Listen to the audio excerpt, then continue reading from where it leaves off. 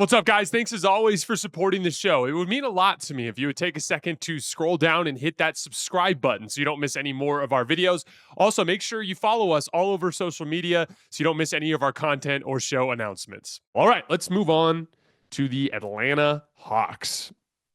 They beat the Sixers last night without Trae Young or Karis LeVert, and I had watched both of their games against the Indiana Pacers, a couple wins that they got in the last week. They've won 4 out of 5. They have a 123 offensive rating in that span. It really starts with Trae and Karis LeVert. The two of them have just been playing at a really high level during this stretch.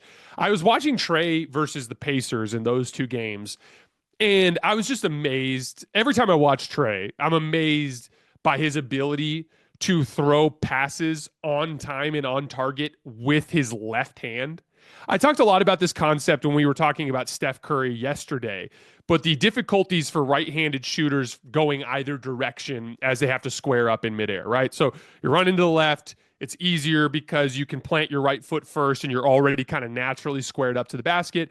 But if you're running to your right hand, to your strong hand, you have to like kind of square up in midair by getting more lift. And all of those things combine in ball handling situations to make things complicated, right? So like if you're a right-handed player, where is it easiest to throw passes? It's easiest to throw passes by swinging that right hand around with like baseball passes, right? We've all, since we were little kids, thrown things with our right hand. If we're right-handed, it's easy enough to make those passes. Similarly with ball handling, most right-handed players are much stronger ball handling with their right hand. So when they go to the right, they're better drivers and passers, but they can sometimes struggle to shoot. When they're going left, they can be better shooters, but they can sometimes struggle to drive because they don't dribble as well with their left hand, and it's really hard to throw those passes with their left hand, right? But ironically, a lot of the passing reads are most available going to your left because you're a more deadly jump shooter, and so the coverages will be more aggressive to try to take away that jump shot. And so the ability to actually throw these cross-court passes and these on-time, on-target bullet passes right into the shooting pocket with your left hand is such an incredibly valuable trait for a ball handler. And I was watching Trae just pick the Pacers apart with his left hand as a passer in those games. One of the other things that really stands out to me when I watch Trae is just his relentless screening attack.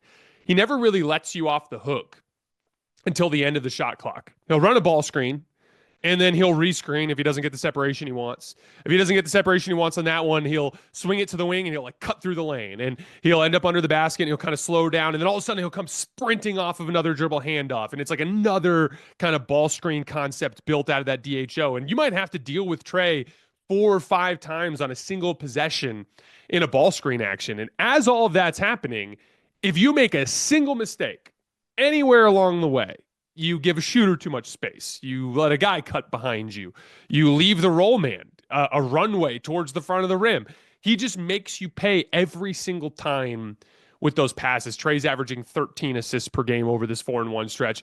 He's really having a brilliant offensive season that I think has been underrated by a lot of folks, as he's been setting up a lot of high-quality shots for his young athlete core around him. LeVert's been very good in this stretch. He's averaging 17 points per game since joining the Hawks, 20 per game in this 5-game stretch where they're 4-1. But I want to focus on Dyson Daniels here for a minute. Dyson has a reputation for being one of the best defensive players in the league, which is well-deserved. But he's also blossoming into a very good offensive player as of late. He's scored double figures in 17 straight games. That's pretty wild consistency. He's averaging 16 points per game over that span, 54% from the field, 55% from 3, 6 rebounds a game, and this is the crazy part, 5.4 assists per game with only 2 turnovers. Basically over a 2.5 assist to turnover ratio. He's got this lightning quick first step. He's really good at disguising it too. Like he'll move slowly with like change of pace where he'll kind of like lull the defender to sleep and then he'll just explode forward. He can get dribble penetration on just about anyone. He's got really good counter move footwork in the short range. These are like he gets downhill and then he can like Euro back to the opposite side with either foot. He's got a good spin move. He gets separation after he gets downhill in that short range. And then he ties it all together with a floater, which is flat out deadly. He's made 96 of them this year. Here's a crazy stat for you guys. Dyson Daniels has made the 4th most floaters in the entire NBA this year. More than Darius Garland, more than Ty Jerome. He's deadly with it. He's at 46% on the season in efficiency, but that's been trending way up. I was digging back through all the floaters he's been taking as of late. I have him for 18 of his last 33 on floaters. That's 55%. He's becoming a really dynamic shot maker in that short range area in the middle of the floor. And he's still just barely scratching the surface of what he can do. The jump shot's coming along, like we talked about. He's over 50% from three in this range. There's real playmaking potential. He can become one of the better two-way guards in this league if he continues to develop his offensive game. They put the ball in his hands a ton last night with against the Sixers with Trae Young and Karis LeVert out. He went for 25, 6, and 9 assists on 10 for 14 from the field. They gave him the ball and said, hey, can you be a star for us tonight? And he was a star. He's a special young player. He's not even 22 years old yet. What a huge swing in the franchise history of the Atlanta Hawks that they were able to turn DeJounte Murray into draft compensation and a player that has the potential to be better than DeJounte within a year or two. And then the last guy that I wanted to shout out was Zaccharie Risacher. He's coming on super strong as of late. In his last 18 games, he's averaging 14 points per game on 52% from the field and 47% from three. I've been talking a lot about this particular archetype, and this is the kind of guy that I think the Detroit Pistons should be hunting in the draft. I've been talking about this quite a bit, but there are different types of talents that you can go for to try to kind of influence your offense, right? There's ball handling, but one of the most common archetypes that I'm seeing kind of rise to the surface in the NBA is the idea of this like weak side scoring forward. This is the guy that's catching the ball on the skip pass because this guy's man is so frequently tagging rollers.